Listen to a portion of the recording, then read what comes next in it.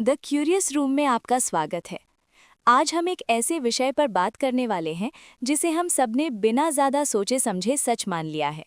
आपने भी अक्सर लोगों को ये कहते सुना होगा कि सोशल मीडिया हमारी अटेंशन स्पैन यानी ध्यान केंद्रित करने की क्षमता को पूरी तरह से बर्बाद कर रहा है। हम मान चुके हैं कि रील्स और शॉर्ट्स की वजह से अब हम किसी भी चीज़ पर टिक कर फोकस नहीं कर पाते और हमारी हालत एक गोल्डफिश जैसी हो गई है जिसका फोकस कुछ ही सेकंड का होता है। मैं खुद भी कई बार सोचती हूँ कि क्या वाकई ऐसा है? क्या सच में हमारे दिमाग की वायरिंग खराब हो गई है या फिर कहानी का कोई और पहलू भी है जिसे हम इग्नोर कर रहे हैं? इस विचार को आज हम मिलकर थोड़ा गहराई से समझते हैं। हम ऐप को दोष देते हैं, फ़ोन को कोसते हैं और खुद को एक विक्टिम की तरह देखते हैं। पर क्या ये पूरी सच्चाई है? ज़रा सोचिए कि हम इस बात पर इतनी आसानी से विश्वास क्यों कर लेते हैं।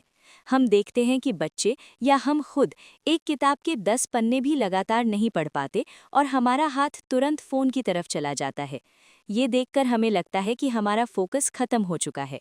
लेकिन दूसरी तरफ ज़रा उस वक्त को याद कीजिए जब आपने कोई 3 घंटे का पॉडकास्ट बिना रुके सुना हो या नेटफ्लिक्स की कोई लंबी सीरीज़ एक ही रात में बिंज वॉच कर ली हो।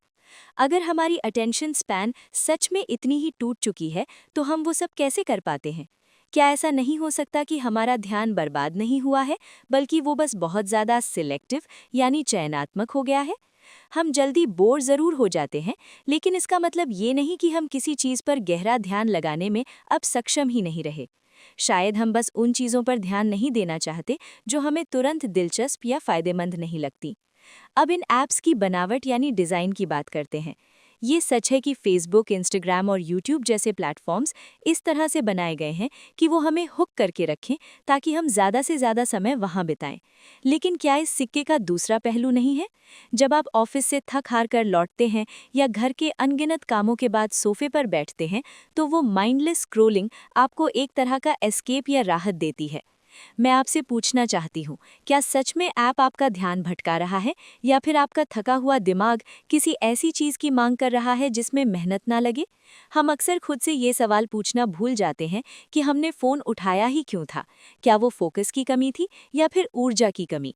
शायद हम थकान और डिस्ट्रैक्शन के बीच के फ़र्क को ही भूल गए हैं। चलिए, इसे हमारी रोज़मर्रा की ज़िंदगी के एक बहुत ही साधारण उदाहरण से समझते हैं।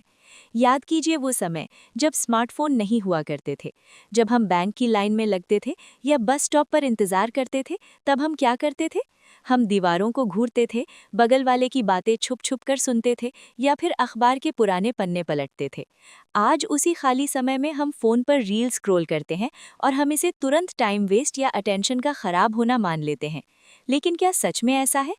इंसान का दिमाग हमेशा से ही खुद को व्यस्त रखना चाहता है। हम शायद इस व्यस्त रहने की फितरत को ही भटकाव समझने की गलती कर रहे हैं। मुझे अक्सर लगता है कि हम खुद को लेकर कुछ ज़्यादा ही सख्त हो गए हैं। खाली समय में खुद को एंटरटेन करना हमेशा से हमारी ज़रूरत रही है, बस आज उसका माध्यम बदल गया है। अब उन स्थितियों के बारे में सोचिए जहां सोशल मीडिया सच में हमसे एक गहरे फोकस की मांग करता है। सिर्फ 15 सेकंड की वीडियो ही सोशल मीडिया का पूरा सच नहीं है।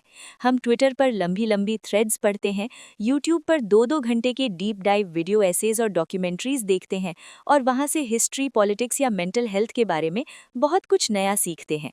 अगर हमारी अटेंशन पूरी तरह से मर चुकी होती, तो क्या ये लॉन्ग फॉर्म कंटेंट आज इतने हिट होते? बिल्कुल नहीं। इसके बावजूद ये लॉन्ग फॉर्म कंटेंट आज सबसे ज़्यादा ग्रो कर रहा है। तो क्या ये संभव है कि अटेंशन खत्म हो रही है वाला नैरेटिव थोड़ा ज़्यादा ही सीधा और सरल है?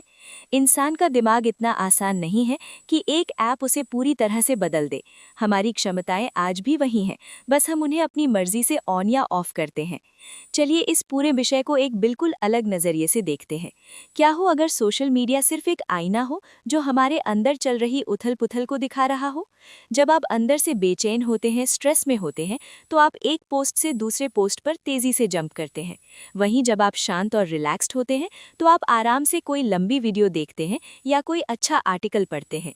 टूल को या ऐप को दोष देना बहुत आसान होता है।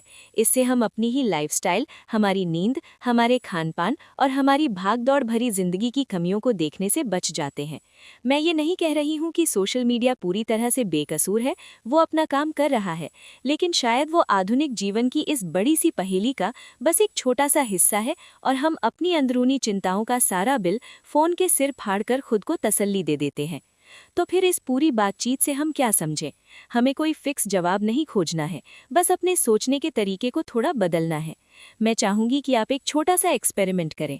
अगली बार जब आप खुद को बिना किसी वजह से फ़ोन पर स्क्रॉल करता हुआ पाएं, तो खुद को कोसे मत, अपराध बोध या गिल्ट से मत भर जाइए।